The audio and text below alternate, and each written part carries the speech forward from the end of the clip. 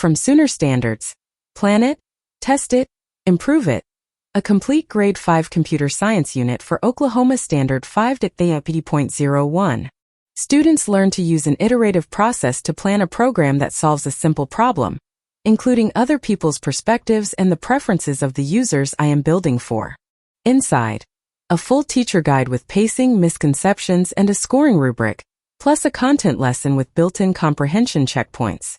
New this update: a standard mastery rubric for teachers and parents, a visual iterative cycle comparison chart, a CS Careers connection, and an AI connection, all built to the Oklahoma HQIM rubric. Plus a 12-question assessment with answer key, group and individual activities, vocabulary puzzles, a family letter, and a certificate of achievement. That's 3 to 4 days of no prep, HQIM-aligned instruction across 35 ready-to-print pages. Find it at Sooner Standards on Teachers Pay Teachers.